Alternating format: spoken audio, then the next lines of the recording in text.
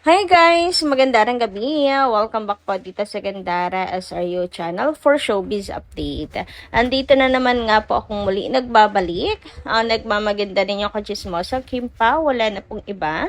Ang lokareta si Gandara SRU upang maghatid sa inyo ng latest update and fresh happenings patungkol kina Kim Chiu and Paolo Avellino. And para po sa gabing ito, ang tatalakayin naman natin at pag-uusapan ay tungkol dito sa isang bagay na nakapagpawindang kay Kim Chiu. At syempre si Kimi ay agad-agad naman po na headline sa mga balita. And syempre tungkol sa destiny nila Kim and Paolo. Pero bago po ang lahat, sa mga hindi pa nakaka-subscribe sa ating channel, pakiclick lang po tayo ng ating subscribe button at notification bell na nariyan sa baba upang kayo ay maging updated at ma-notify tuwing may bago tayong chika at balita hinggil sa Kim Pao.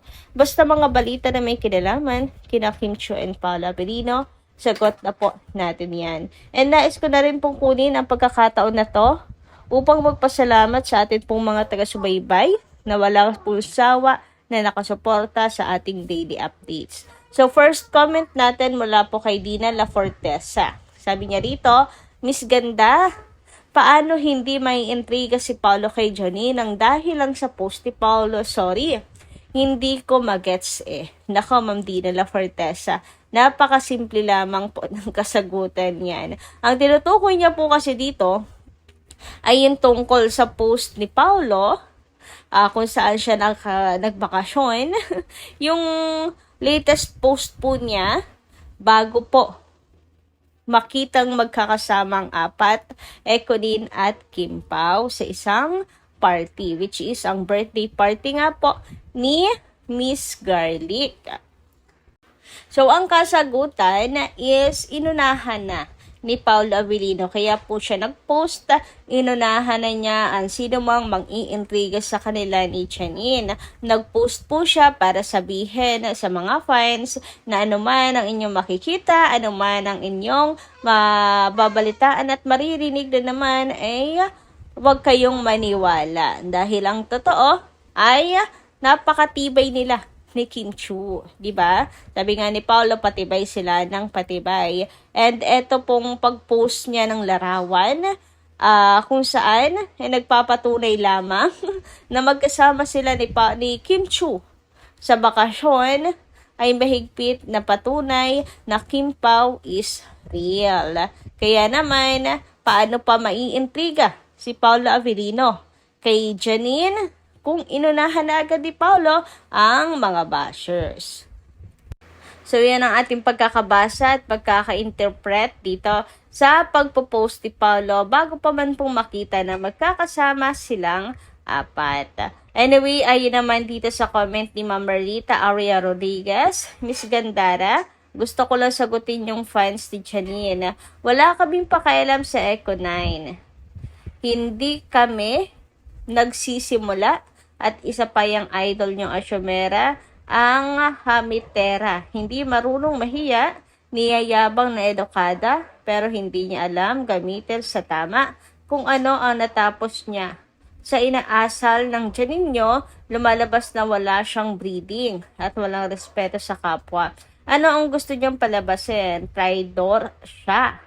Kung kailan nakatalikod si Kim at si Eko, tsaka siya kakaway-kaway kay Paolo, yung pagiging mo, bawas-bawasan mo, Janine, akala mo,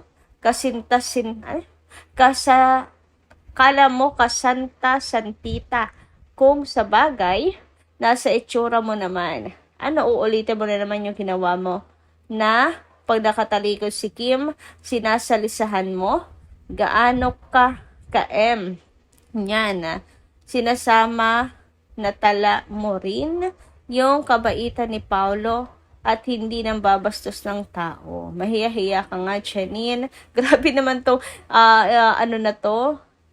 tirada kay Janine, Igalang mo yung sarili mo, kaya nga, habol ka ng habol, ikaw mismo, hindi mo nire-respeto ang sarili mo. Tapos, kung makapanglait ka, kay Kim Wagas. Si Kim mahal na niya ang sarili niya, hindi siya takot mawalan ng boyfriend at hindi si Kim naghahabol ng lalaki. Kaya mag-ingat kayo ng pagbibintang. Hindi kami nangingialam sa ekonay nyo. Wala kaming pake sa inyo. Kami, pinagtatanggol lang namin ang Kim Pao pag nilalait nyo. Matitino ang Kim Pao at hindi bastos. Kayo lang yon. Maraming salamat, Gandara. Actually, nawawonder ako, anong palalait na ginawa niya? As in, sinabi ba niya telebisyon, harap-harapan kay Kimi, anong klaseng palalait? Or, pinaparating lang ng mga, halimbawa, vlogger ng Econin, ganyan, vlogger ni Chenin, mga fans ng Ponin, ganyan. Yun ba? Kasi usually, may mas sinasabing hindi maganda kay Kim. Ang alam ko is mga admin ng Ponin. I mean, yung mga keyword warrior na toxic na Ponin fans, and meron din po na vlogger na tinitira si Kim Chu. Ayun nga, gigil-gigil si Ma'am Norma Dayag eh. And speaking of Ma'am Norma Dayag, narito nga ang kanyang comment. Gandara, let's wait and see. Who is this artist who is preggy? If Kim is the one, well, rebook na yung hula ni Rudy Baldwin na hindi magkakatuluyan ang Kim Pao. Ang isa sa Kim Pao ay makakaasawa ng non-showbiz. Then, rebook na naman yung hula ni RB. Kasi if true na si Kim ang buntis din, naniniwala na tayo na kasal na sila. At syempre may karapatan na si Paolo na galawin siya kasi kasal na sila. Gandara, excuse me, let's not be hypocrite. Hindi sa minamaliit ko si Kim. Ayan, minamasama. Kasi yung pagsama na lang ni Kim sa bakasyon nilang dalawa sa ibang bansa ay syempre hindi magagawa ni Kimi yun kasi hindi sila kasal. Syempre, yung mga imaginations natin na nagko-conclude na hindi sasama ang isang babae sa isang lalaki kung wala ng mas matibay na ebidensya to hold the mind and vice versa. So, sila lang dalawa. Then, let's be practical. Kung kayo lang dalawa, mag-BFGF mo, then matutokso kayong dalawa lalo na. Grabe yung comment ni Ma'am Norma Dayag. Parang papunta na sa pantasya. Kung kay ganda na environment, patutokso kung kay ganda na environment. Anyway, if Kim is the one in the blind item na preggy, 100% kami masaya seniors. Not too late pa na mabuntis si Kimi in a normal way. Thank you, Lord. Sana totoo na ito para kaming mga seniors lilisanin sa daigdig na ito at masaya kasi in our life, we witness the love life of Asagada from a Chinese mestiza. Ayan. Then we will still see the combination of these two individual with different combination of race. Love na love namin ang Kim Pao. The only happy feel and inspirations in life. Enjoying your moments here on earth. God bless us all. Fans of Kim Pao, especially seniors and Daki. Okay, ayan, di ko napapakalaman po kanyang paniniwala. Since ako napaka-vocal naman po ako sa aking paninindigan kay Kim Chu, di ko na kailangang paulit-ulitan. But anyway, about naman sa may chika kasi si Kimi is nagpa-preserve na daw ng eggcell. So, kung chika, kung tamang bride item na si Kimi, di maganda na makaka-experience siya ng normal give birth. Samantala, dumako naman tayo dito sa news ng Abante na kung saan nawindang siya sa post ni Kimi. Nako ha, mukhang hindi yata masyadong updated ngayon si Kim Chu sa 2016 thread na nagtitrend ngayon. Ayan, Kim Paolo magkasama noong 2026 pa. At 2016 pa.